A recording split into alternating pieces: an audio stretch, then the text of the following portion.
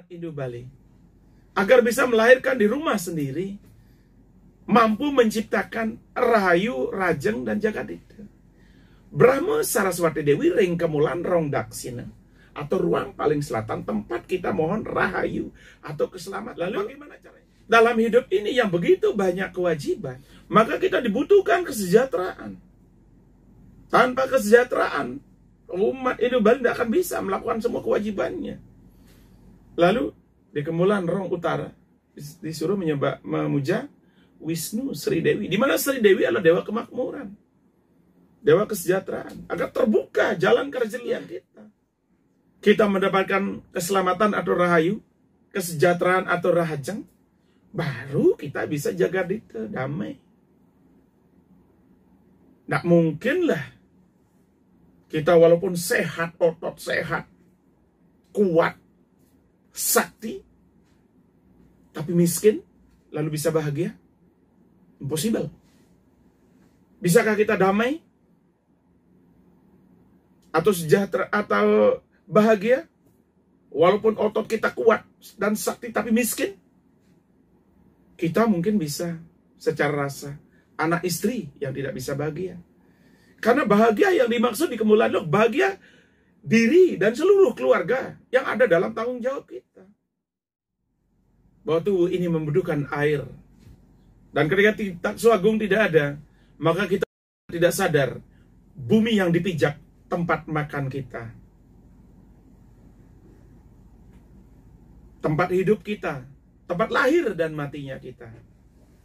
Jadi untuk keseimbangan jasmani ini, hendaklah paham tentang 5 bangunan suci itu. Lalu pada tingkatan berikutnya, cobalah pahami bagaimana kita mensinergikan diri kita kepada 5 bangunan suci itu. Ke depan dia akan paparkan tentang fungsi-fungsi dari 5 bangunan suci itu, tentang doa-doa bangunan suci, dan manfaat-manfaat dari bangunan suci itu, serta kajian-kajian menurut sastra, agar bisa dipahami secara mendalam. Jadi bangunan 5 bangunan suci yang ada di pekarangan itu adalah ciri khas orang umat Indo Bali. Mengaplikasikan Ekam Satwiprah Baudawadanti itu. Mengaplikasikan sifat Tuhan satu. Orang bijak menyebutnya dengan banyak nama. Lalu setelah ada 5 bangunan suci, sadar di dalam dirinya ada Atma yang terbentuk dari Dasa Atma menyatu dari Panca Atma jadi Triatma.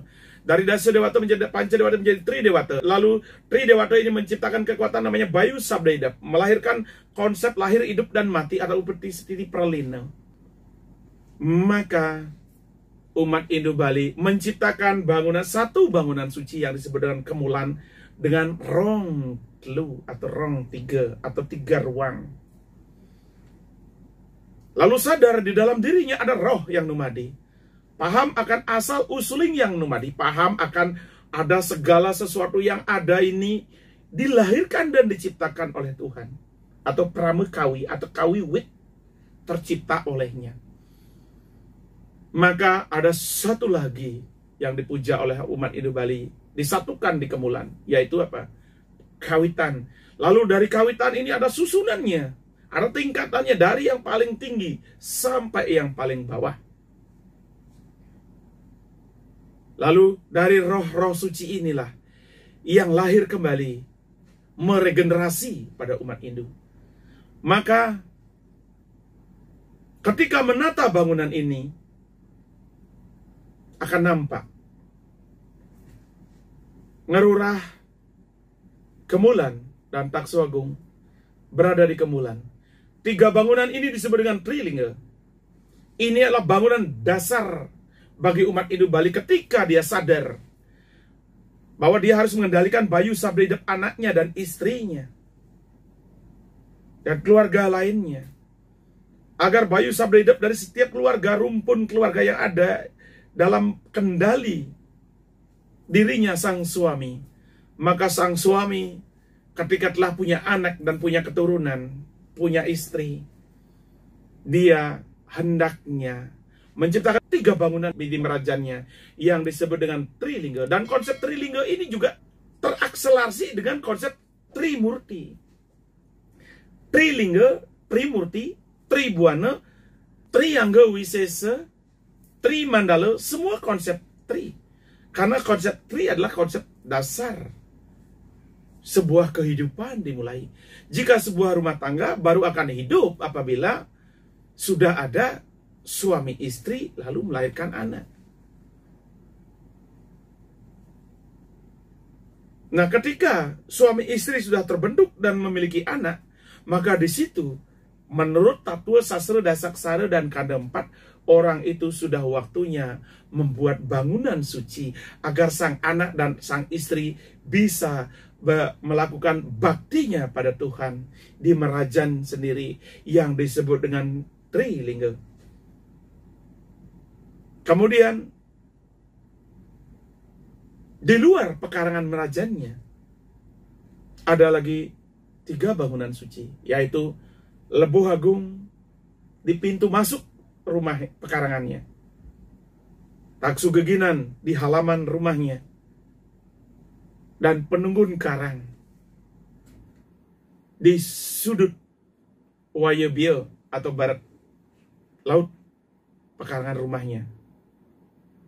Lalu bagaimana konsep ini lahir? Kenapa Leboh Agung di pintu masuk? Kenapa Taksu Geginan di halaman? Kenapa Penunggun Karang di Wayebio atau barat laut? Kenapa Merajan di Ersania atau Kajek Angin? Nanti dia akan bahas lebih detail. Dan kenapa Taksu Agung di Merajan? Kenapa Ngerurah di Merajan? Dia akan paparkan sangat detail. Agar ke depan berharap umat Hindu Bali dimanapun berada, apapun kasusnya, apapun masalahnya, di rumah kita adalah tempat mencari solusi. Ketika ada gangguan-gangguan yang namanya gangguan-gangguan gaib, gangguan-gangguan alam, ketika kita ingin melakukan stabilizer alam, karena punya kemampuan, punya skill, semua terkendali dari rumah, semua ada di rumah. Ketika melakukan kontak-kontak spiritual, semua ada di rumah.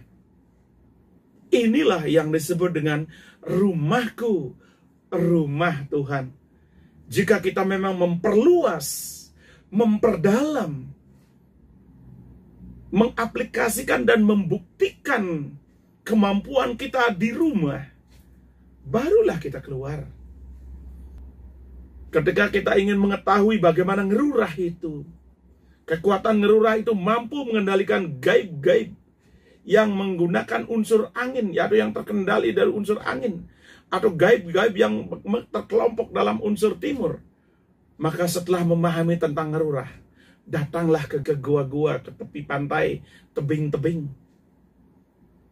Ketika kita betul-betul ingin memahami tentang fungsi lebuh, kekuatan-kekuatan lebuh, kekuatan-kekuatan kendali api, kekuatan kendali panas, kekuatan kendali-kendali makhluk gaib dan detia-detia, barulah kita datang mungkin ke Setre, mungkin ke Catuspata, ke Petluan, atau mungkin Karang Angker, Tegal Angker, dan sebagainya. Ketika kita memahami tentang Penunggun Karang, kekuatan-kekuatan Penunggun Karang, dan apa-apa saja dikendalikan oleh Penunggun Karang, maka datanglah ke gunung, ke bukit, ke pohon besar, atau ke Tegalingga.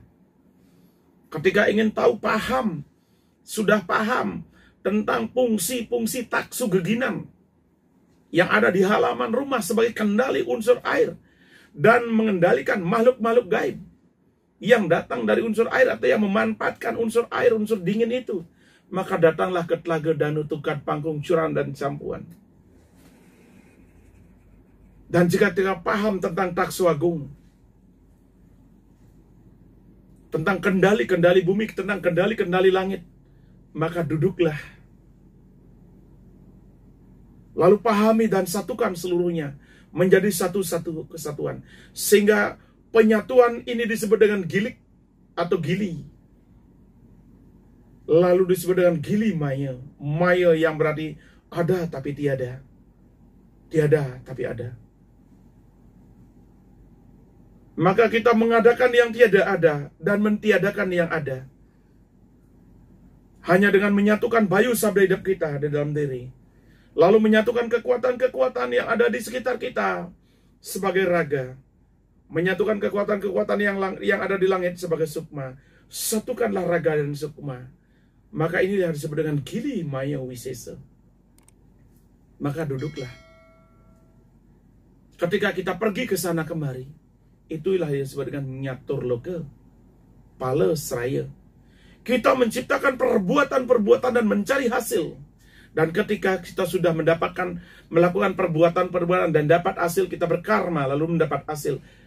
Setelah kita menguasai segalanya, dan duduklah, tenanglah. Lalu satukan bayu sabda hidup kita. Satukan raga dan jiwa kita. Karena sesungguhnya seluruh yang ada di alam ini masuk menyatu dalam diri. Lalu disebut dengan manunggaling buana alit kelawan buana agung, manunggaling kaula kelawan Gusti. Ketika memahami tentang itu, mengawali semua itu, maka pahami dulu siapa diri di rumah sendiri. Jika paham tentang rumahku, rumah Tuhan, maka kita telah melakukan aplikasi Brahman, Atman, Aikyam. Atman kita telah membuat kita cerdas, wiweke, diatmike, lugas, logis, rasional, terkaji, dan terbukti. Dan Ekam Satwiprah Baude Wadanti, kita memuja seluruh kekuasaan Tuhan, nama-nama Tuhan, personifikasi Tuhan dari rumah sendiri. Di Kemulan siapapun bisa kita puja. Di Padmosana siapapun bisa kita puja. Di Rongduo seisi langit, seisi bumi bisa kita puja. Jadi jelas, ketika Tuhan disebut dengan Brahman, Ekam, Ewam, Adityam Brahman, Tuhan atau Brahman menguasai semua ruang dan waktu. Itulah Padmasana. Ketika Ewam, Ekam, Satwiprah, Bahuda Wadanti, Tuhan itu satu, perwujudannya banyak dan disebut oleh orang bijak dengan banyak nama. Itulah Kemulan. Karena di Kemulan ini adalah tempat setananya para dewa yang datang dari segala penjuru. Dan ketika Brahman, Atman, Aikyam, Brahman atau Tuhan itu sama dengan Atman, maka inilah konseptual Hindu Bali, bahwa Atman itu membuat manusia cerdas. Kalau manusia cerdas, paham tentang isi langit, paham tentang isi bumi, paham tentang mensinergikan jasmani dan rohani, paham tentang mensinergikan roh kepada siapa, paham mensinergikan Atma kepada siapa, paham mensinergikan jasmani kepada siapa. Jika paham tentang ini, baru namanya Brahman, Atman, Aikyam. Jelas sudah. Konseptual Hindu Bali. Inilah paparan pembuka bagi tiang sendiri. Kenapa tiang sangat ingin menyampaikan hal ini? Agar dipahami oleh umat Hindu Bali. Agar bisa melahirkan di rumah sendiri, mampu menciptakan Rahayu, Rajeng, dan Jagadita. Brahma Saraswati Dewi ring Kemulan rong daksina, atau ruang paling selatan, tempat kita mohon Rahayu atau keselamatan. Bagaimana caranya? Cerdaskan diri, selaraskan jasmani agar sehat, selaraskan jasmani kepada energi 5 unsur agar sehat. Kalau badan sudah sehat, rohani kita sudah cerdas, maka dengan kecerdasan kita mudah mendapatkan keselamatan. Lalu lahirlah Rahayu. Dan di Kemulan paling selatan, dewa kecerdasan disebut dengan Saraswati. Lantas di Kemulan pun berstana Brahma Saraswati. Lalu dalam hidup ini yang begitu banyak kewajiban. Kewajiban menghidupi diri, kewajiban menghidupi anak dan istri, kewajiban hidup sandang, pangan, dan papan, kewajiban bermasyarakat, kewajiban beriadnya, banyak sekali kewajiban yang kita lakukan. Maka kita dibutuhkan kesejahteraan. Tanpa kesejahteraan, umat Hindu Bali tidak akan bisa melakukan semua kewajibannya. Lalu di Kemulan Rong Utara, disuruh memuja Wisnu Sri Dewi. Di mana Sri Dewi adalah dewa kemakmuran, dewa kesejahteraan, agar terbuka jalan kerezekian kita. Lalu Wisnu adalah dewa kesucian, dewa air, dewa ketenangan, dewa kesejukan. Bahwasanya untuk bisa bekerja dengan baik, mendapatkan rezeki dengan baik, dibutuhkan juga kecerdasan. Memanajemen diri, memanajemen kerja, memanajemen otot kita, memanajemen pikiran kita, memanajemen kata-kata kita. Tanpa kemampuan ini, kita tidak akan bisa maksimal. Untuk bisa memanajemen perbuatan, ucapan kita, dan pikiran kita, itu dibutuhkan ketenangan. Dan pikiran yang sejuk, supaya bisa menyejukkan jasmani kita. Kalau jasmani kita sejuk, pikiran kita tenang, barulah inovasi-inovasi, kreasi-kreasi kita akan keluar. Nah, dengan ketenangan dan kesejukan hati dan pikiran, kita bisa bekerja maksimal untuk mendapatkan rezeki. Lalu di ruang utara, kemulan dipuja Wisnu Sri Dewi, yang berarti dengan ketenangan, kesejukan, dan kenyamananlah kita bisa memikirkan sebuah program kerja, mendapatkan kesejahteraan. Setelah kita mendapatkan keselamatan atau rahayu, kesejahteraan atau rahajeng, baru kita bisa jaga dite, damai. Nggak mungkinlah kita walaupun sehat, otot sehat, kuat, sakti, tapi miskin, lalu bisa bahagia? Impossible. Bisakah kita damai? Atau sejahtera, atau bahagia? Walaupun otot kita kuat dan sakti, tapi miskin? Kita mungkin bisa secara rasa. Anak istri yang tidak bisa bahagia. Karena bahagia yang dimaksud di kemuliaan Allah, bahagia diri dan seluruh keluarga yang ada dalam tanggung jawab kita. Atau sebaliknya, kita kaya raya, banyak uang melimpah, sampai tidak terhitung jumlahnya, banyak pulau dikuasai, tapi sakit. Bisakah bahagia? Impossible. Jadi keseimbangan rahayu dan rahajeng ini, keseimbangan sehat dan sejahtera ini menjadi satu kesatuan acuan bagi umat Hindu agar bisa melahirkan bahagia. Bahagia, damai, baru dirasakan apabila ada keseimbangan antara rahayu dan rahajeng. Sehingga konseptual Hindu berbentuk trisula, segitiga sama sisi. Segitiga sama sisi ini yang berarti apa? Rahayu rajeng yang seimbanglah untuk mencapai jagat dite.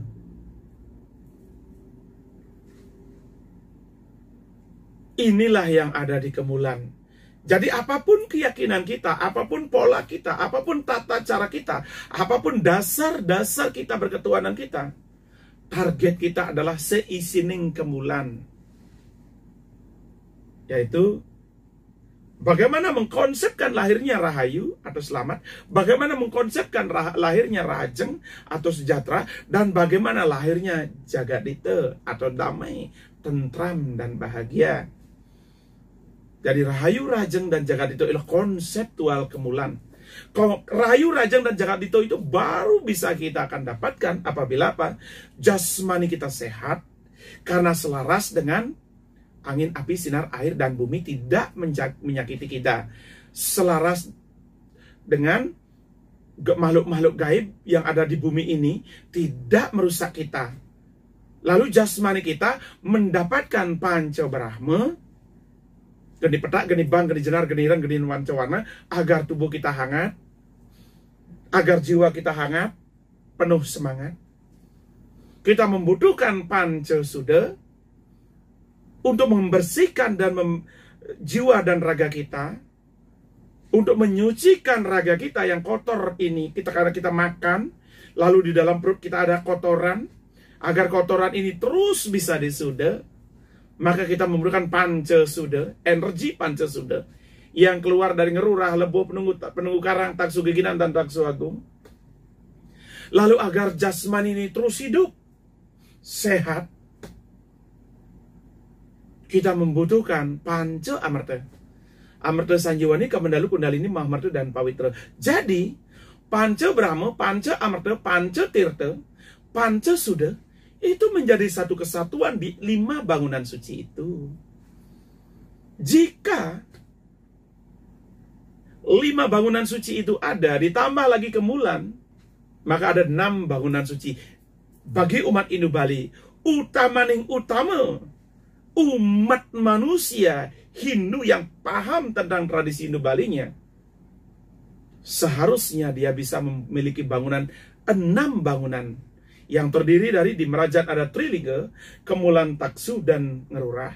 Di luar pekarangan rajanya, ada di halaman rumahnya ada Taksu Geginan, di pintu masuk pekarangannya ada Lebu Agung, dan di Wayebia Karang, atau di barat laut Karang, perumahannya ada Penungun Karang. Inilah yang pengendali energi keseluruhan. Energi akasa dikelola oleh Kemulan, energi bumi dikelola oleh 5 bangunan suci. Selaras dengan tubuh kita, aman, selamatlah kita. Inilah konsep Bali yang sesungguhnya menurut kajian Dasaksara dan Kanda 4. Maka dari sinilah kenapa kita penting mempelajari Kanda 4. Kenapa kita penting mempelajari Dasaksara. Mempelajari Kanda 4 bukan untuk sebatas ngerangsukang nyamepat atau memanggil nyamepat untuk membuat kita sakti, bukan. Tetapi untuk menjaga keseimbangan jasmani dan rohani kita. Demikian Semeton Hindu Bali dimanapun berada. Seperti yang Tiang telah sampaikan tadi, semoga ada manfaatnya bagi kita. Dan ke depan Tiang akan menjelaskan satu demi satu tentang konsep 5 bangunan suci, yaitu Ngerurah, Lebuh, Penungun Karang, Taksu Geginan, dan Taksu Agung. Tentang fungsi, manfaatnya, di mana harus dibangun, apa dasar sastranya, kajiannya seperti apa, lalu bagaimana kita berdoa, apa sih fungsinya kita punya itu, dan bagaimana kalau kita tidak punya, bisa menyakiti apakah dalam diri kita, jasmani kita, bisa menyakiti apakah pada rohani kita, lalu sebagai mengendalikan apakah masing-masing bangunan itu. Dia akan paparkan pada pertemuan berikutnya.